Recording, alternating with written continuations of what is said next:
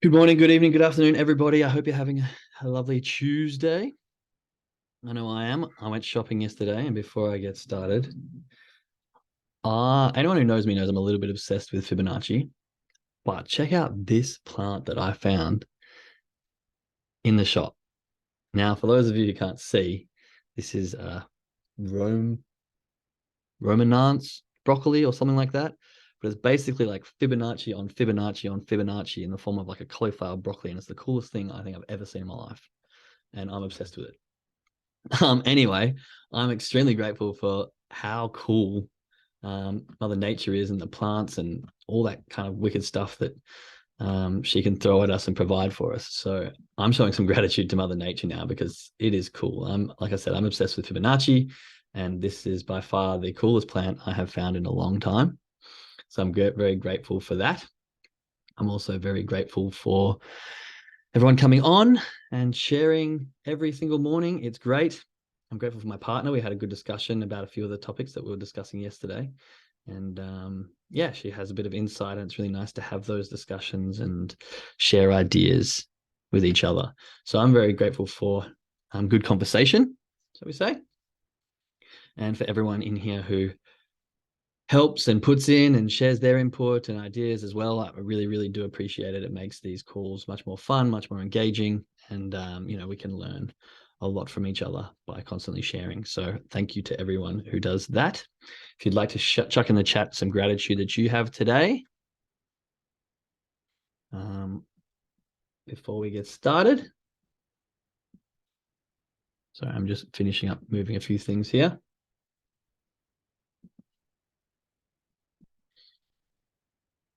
Okay. So in the chats, no one wants to share today. Everyone's a little bit shy. Is it a little bit smaller, a little bit quieter? That's okay. There we go. I'm very grateful for the vitamins and supplements that I'm currently taking. They seem to be making a difference with the health issues I have been dealing with for years. So that's awesome. Nothing better than seeing some progress and seeing some development, especially in with health. I think health is so important. So I'm glad to hear that you're doing a bit better. What I want to talk about today is a continuation from yesterday on the topic of manifesting, but more so manifesting on the charts. And now, again, yesterday we were discussing how manifesting can sometimes be taken out of context, but I think it's extremely important that we understand exactly what manifesting is and how I believe that it helps us. So when we manifest stuff, shall we say, what we're really doing is simply keeping the information about that which is most important to us, or that what we want, at the front of our mind.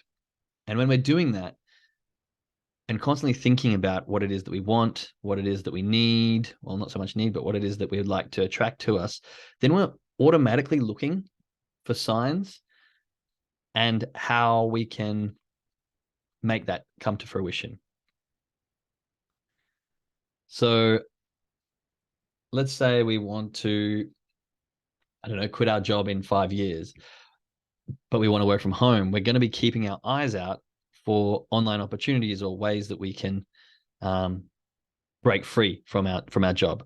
I mean, I know work is such a commonplace for most people wanting to quit their job and work from home.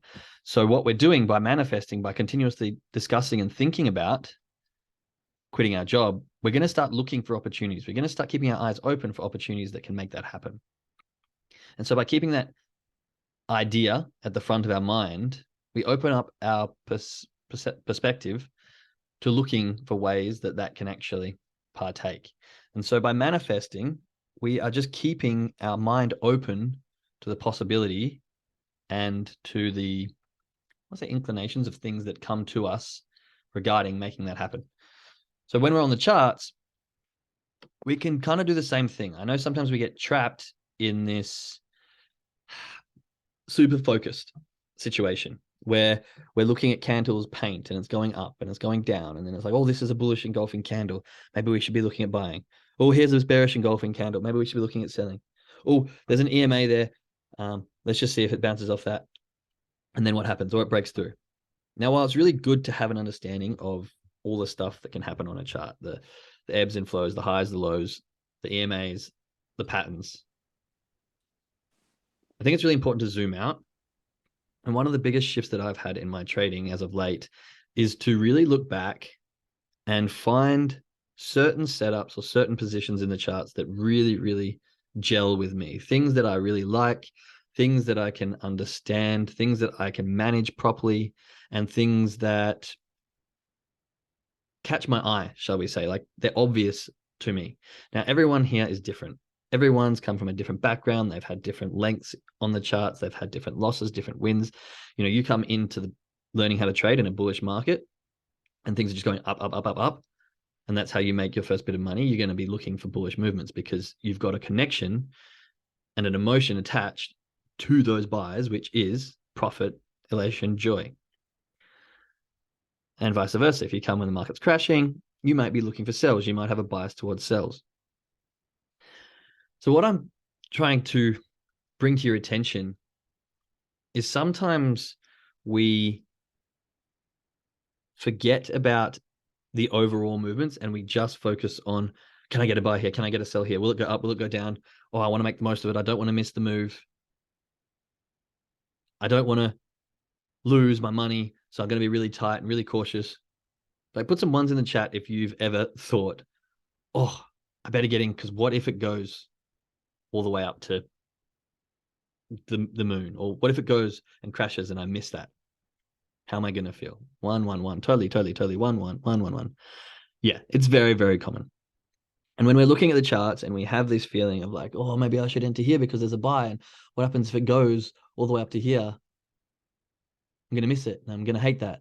Minutes ago. Yeah, well, there was this massive 500-point gap minutes ago.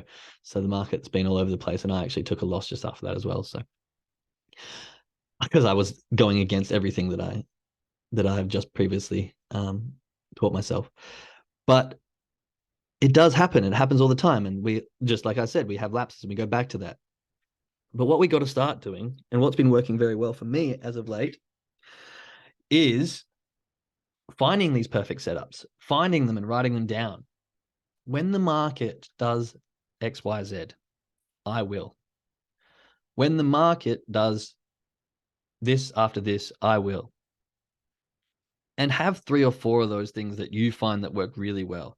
If you're looking back, you're back testing and you see like a big movement, study it. What happened before that? What things do you notice that happen over and over again that make you go, oh, I like the way it TDI shifted and then did this, or I like the way that there was this bullish engulfing pattern, or this morning star pattern, or whatever it is to you. And then wait for those things to happen again, because they do happen again. Much like lovely Fibonacci over here, things do repeat. I mean, not to this extent, but they do repeat. And they are similar, and there's patterns, and there's ebbs and flows, there's ups and downs. So rather than just looking at it and going, what can I get out of this particular thing at this particular time? Or what can I get out of this candle? If this candle does this, what can I get out of this? Now, while it is good to be assessing the market with that kind of concentration and that kind of knowledge, it's more important to go, right, at the moment, price is squishing between these EMAs. What I would like to see happen over the next 10, 15 minutes, 20 minutes, whatever it is that the time frame needs to be, is price to break above this and come back and retest. Once it's retest this price, we can assume it might go up. And so then I will start looking for my bullish engulfing, my perfect pattern, whatever it is to you, once we get to that. And if it doesn't do that, if it goes up and runs, you go, oh, well, that's not what I was looking for. It's okay. What's another situation I've got? Okay, it's gone, and it's gone really, really far. Maybe it's oversold now. I really like it when it actually breaks up, comes back down to this level, and then gives another pattern here, and then I can take it for the counter trend. So let's just wait. Let's let it push up. And let's let it do its thing for a while. And roughly at this time, I would like to see this. So we're kind of putting it out there, what we would like to see. And then we're removing the bias of what's happening instantaneously. We're trying to eradicate the price action manipulation, because that's all the candles are meant to do. Candles are great for understanding a story, but they are meant to induce emotion. That is the entire reason they are there. Ups, downs, they give information, but they are designed to flush you, like to spark your emotions. Who's been looking at the charts and then just seen a candle shoot up in one direction, and all of a sudden you're like, you go, your energy is up. You're like, whoa, shock. Can't believe that just happened. Chuck some ones in the chat if that's ever happened to you. 100%. One. Again, that happened to me minutes ago. I was watching the charts and it just bolted up just before I was about to press an entry because I was looking because of the news that I missed. Luckily, I didn't there, but it happens. These candles shoot up, and then sometimes they shoot up so high and then they drop really quickly and they leave this huge wick. And this forces us to be emotional, to get excited, to start to. And what happens is it's a snowball effect. So one thing like that happens, and then you get a bit of, oh, excited, emotions are high. And then something else happens, and oh, it compounds and it grows. And then all of a sudden you're losing your rational thought and you're trading with emotion again. And we all know what happens when we trade with emotion, right? Check yes in the chat if you do. And if you don't, you need to do much better on these calls. Yes. Okay, good. We have some people agreeing. So when we're trading, crazy that this happens and we all feel the same emotions. Exactly. It does happen over and over again. And we do feel the same emotions. It's just the way that the entire financial markets run on this thing called fear and greed, run by our emotions. We're scared that we're going to lose money. We think we can make all the money and we play to that. It's just the way it works. And it plays to us so very well because we are humans. It's the way we're designed. So how do we try to eliminate this erratic movements, this feeling of emotions? I know just then the loss that I took only 25 minutes ago was purely because I got emotional. I saw an opportunity that was false and I entered in the hopes of, which is never the right way to do it. And I'm still learning. Don't get me wrong. I'm still on a path of growth. But how do we minimize this emotion, minimize the idea of jumping into the fast movements? We manifest the moves that we want. We understand the moves that we like. We have a list of them. Maybe there's 3 or 4 of situations that you really like. And then you go, okay, what I want from this position is to see this happen. Okay, you're bringing that information and you can see maybe that 2 of them might play out. Okay, now all I'm going to be doing is looking for this. And anything else is noise. It's noise that's going to distract me from what I truly want. It's noise that's going to disturb my rational thinking. So I might want to see price push up, set a high, come back down, retest the aqua, and then look for a buy up to that previous high and hopefully higher. Okay, it's going up. Oh, it's pulled back a little bit. Oh, should this be it? No, wait. Have the patience, have the foresight, manifest the entire move. I want it to come all the way back down. I want it to do exactly as I want it to do. I want it to have the perfect opportunity for me. Because when you can forecast these moves and you sit there for 10, 12, 15, whatever minute on the 1 minute scalping, that's kind of where I'm looking. Okay, in the next 10 minutes, maybe this will happen. And when it does play out that way and it plays out perfectly and you see that move set up exactly as you wanted, you can enter that move with so much confidence. You don't have to be fearful. You don't have to be greedy. You hit the buy button. You understand exactly how much risk, or sell button. You understand exactly how much risk you're willing to give. And you accept. You accept with 100% certainty that this is what you manifest. This is exactly the move that I want. If it doesn't go that way, that's okay, because I waited. I had the patience. I did exactly what I wanted to do on these charts. I have my setup. It came. The markets came to me. And I performed my task as I meant to do. Sometimes it won't work because that's the way the charts are. But you will find that majority of the time it will. But why can't we do this over and over again? Because we don't have the patience. We don't have the patience to wait for these to come. And we manipulate things and we start to, oh, this is close enough. This is almost what I wanted. No, have the patience, have the diligence. If then and only then. Exactly. Not if then and possibly when this happens also. Doesn't really roll off the tongue. If then And only then. Exactly, Judy. Now, everyone has different strategies. I'm not saying don't go in there. Sometimes the charts are messy. You don't know which way it's going to go. You don't know whether it's going to go up or down, but there is plenty of opportunity. You just have to wait and spot it. But more often than not, if you've got no idea which way it's going to go, you've got no idea what's happening, it's consolidating, just step back until you've got more confidence and sit back and wait. Come back in the afternoon. Let the move happen. I know just then I took a loss because I didn't do that. And honestly, I had to chuckle at myself. I was like, you know what? You deserve that because this wasn't your move. It's messy. There's been news. Why would you take a trade? Because you're hoping. You're hoping to squeeze something that's not there. And from the time that I've spent on the charts now, when I make those mistakes, it's just a matter of laughing at myself because I just know better. And this begins to happen when you wait, when you know your trades and you're able to think about them, manifest them, wait for them. You keep your eyes open for all indications that these trades are going to play out, and they do, you feel great. If you enter not on one of these, you're like, well, you kind of deserve that because you weren't waiting. Why weren't you waiting? Patience, emotions, fear, greed, boredom, anxiety, desperation for money. If you wait for your trades, you do well. If you're jumping in, then there'll be, and sometimes it works. Don't get me wrong. Sometimes you jump in and it works, and that's great. Although, is it real or is it falsified? What you then do is you take the emotion that you're feeling when you jump in against your trading plan or against your rules, and you observe it. You begin to understand yourself. What was that emotion? Why did I do this? I know this was wrong. Why did I do it? I know why I did it. I did it because of greed. I thought, there's been a big move. I can snag a few extra points here and get closer to doing a challenge or get closer to having extra money or get closer to passing XYZ, whatever it is that you're doing. I spotted it straight away and I just had to laugh at myself. But this is the thing of growth. There's a difference between jumping on the charts and going, I lost. Not asking why, not observing why, not understanding why, and doing the same thing over and over again.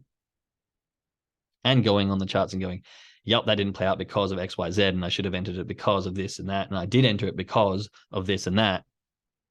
I need to work on da-da-da-da-da. This is why an emotional journal is so great, because you can track all these things, you can understand these things. And sometimes in the moment, emotion takes over and you don't have the rational thought to make these decisions and to understand why. So you write them down in the moment, and then you come back with a completely different perspective, a completely different frame. And you look at the chart and you go, what were you thinking? That was stupid. Oh, it says here that you were feeling this and this and this. I know why I was feeling that, because of this is something I need to work on. Is this making sense? 100%. Okay. Yes. Good. So psychology behind trading is such a strong thing. And it's because we as humans are built to have emotions. And I never say don't have emotions on the chart, because if you go in and you lose and you feel nothing, you're going to be just, I guess, unwilling to learn and change, because you're like, yes, you need to get to the point where you feel the emotion and it has no effect on you. This is my personal experience and my personal opinion. You need to be up there to level where things happen and they don't affect you and allow you to act differently. But it doesn't mean don't feel them. It doesn't mean don't let emotions be part of who you are. It just means learn to manage them. Because if you don't have any emotion behind the loss, what is your drive to change? At the very start, we lose a lot and it hurts. Put some ones in the chat if you've had a loss and you get frustrated, you feel the emotion, you're hurt by it. One. Yeah. One. That's good, because that's going to drive you to change. You're only going to make that same mistake a certain amount of times before you either give up or change. It's just a fact. If you have emotion that's painful, you're only going to do it a number of times before you quit or change. And I hope that you change. That's how you grow. So it's important to have these feelings, but what's more important is getting to the stage where we acknowledge them, accept the fact that we made a mistake, understand why, dismiss them, and move on. Take the lessons, write the lessons down, grow as a person, develop, and move on. So my point I'm trying to make today on our Trading Tuesday is to manifest your trades, to put them in the forefront of your mind, the exact trades that you want to see happen, whether it's a break high retest or whether it's a W at the bottom of a run or an M at the top of a run or an oversold counter trend trade or a TDI shift, whatever it is that you want. Of course, that'll be different if you don't trade the strategy we trade, but think about it, want it, envision it, look at the charts with the intention that this is going to play out and happen, and wait until it does. Again, I'm not saying just wait, have one setup, have 3 or 4 for different situations, have 5. I mean, have whatever you want, but have them and have them known and have them listed and have them in front of you and go over them every single session so you know what you're looking for. Manifest the trades that you want to happen and wait until they come. They will come. I can almost guarantee that they will come at some point in the day, especially if you're scalping on US 30. Granted, if you only have one, you might be waiting longer, but maybe that is the one that you love and it plays out every time, or 90% of the time. You might have 3 or 4. You might only be able to jump on the chart for an hour, and you might have 10 moves that you really, really love, and you can spot them and you can see them from a mile away. Your brain will be trained to spot things that others are not, and your emotions will allow you to move and manage trades in ways different to others. We all learn from Teresa. She's an absolute god in terms of managing her emotions and doing exactly what she needs to do and discipline. But we have different emotions to her. I have different emotions to her. So I can't manage trades the same way she can, which means I need to look for trades that I can manage, especially at this stage. Maybe as I grow and develop, I can get to her level of looking and managing the same way. But for now, if I want to grow and develop and push forward with positive outcomes, I need to understand myself and look for the trades that I like, that I can manage, and wait for them.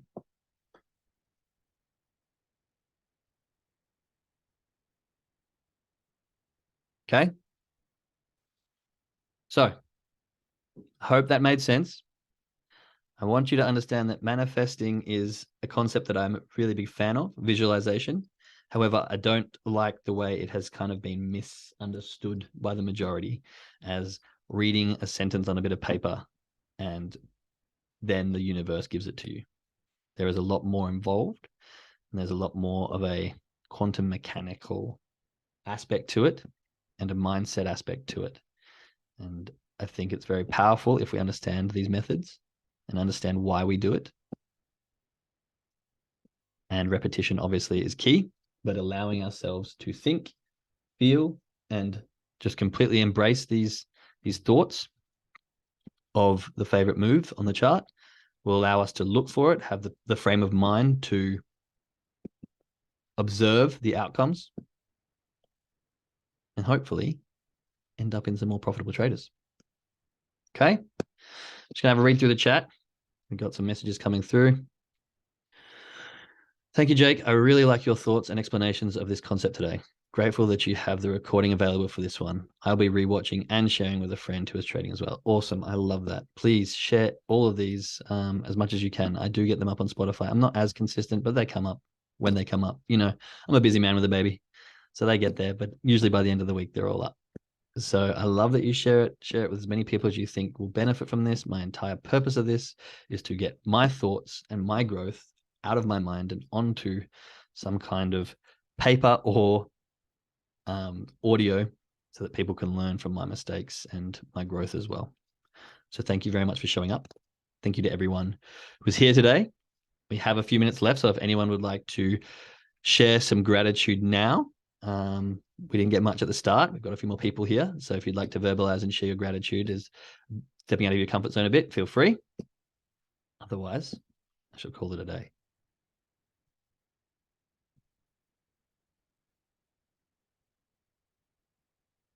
I'm going to take that silence as everyone's too timid and hiding away. That is Hey, okay. Zeke, actually, Thanks. do you mind if I share something? Perfect. Yeah. Okay, great. I actually like this whole big picture that you keep talking about. Like, I just feel in so many ways, like I'm starting to liken this to a piece of artwork in my living room. Like, I'm just like imagining like these charts more than just these individual candles and becoming hyper focused on what the candles individually are presenting.